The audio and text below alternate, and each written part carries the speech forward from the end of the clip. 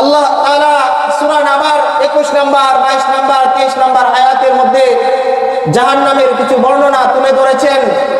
ইন্না জাহান্নামা কানাত মিরসাদা, নিশ্চয়ই জাহান্নাম উৎপেতে আছে। লিত্তাগীনা মাআবা, তা অবাধ্যদের ঠিকানা। লাবিসিনা ফিহা আহকাবা, অবাধ্যরা সেখানে যুগ যুগ অবস্থান করবে। লা ইয়াযুকুনা ফিহা বারদান ওয়ালা শারাবা, সেখানে তারা পিপাসা নিবারণের জন্য কোনো ঠান্ডা পানি পাবে না এবং অন্য কোনো পানিও তারা পাবে না। ইল্লা হামিমান ওয়া গাসসাকা, সেখানে পাবে শুধু গরম পানি প্রবাহিত পুজ, তাদের তৃষ্ণা নিবারণ করার জন্য দিবে। জাহান্নামের আগুন অত্যন্ত কঠিন।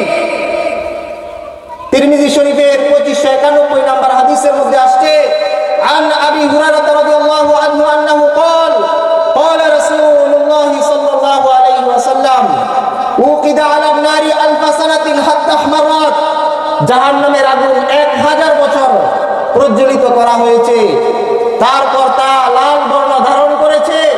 সুম্মা উকিদা আলাইহা আলফা সানাতিন হাত্তা বিয়াদ্দাত, এরপরে আরো 1000 বছর প্রজ্বলিত করা হয়েছে, জ্বালানো হয়েছে, ফলে তা শুভ্র আকার ধারণ করেছে।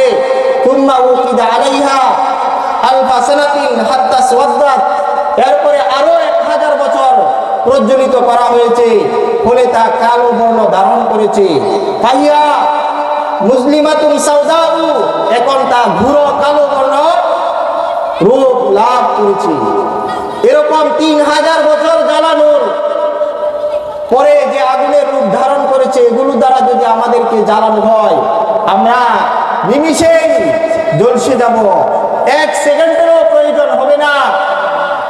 জাহান্নামের আগুন অনেক কঠিন, জাহান্নামে কোনো শান্তি নেই, অশান্তির ঠিকানা হলো জাহান্নাম।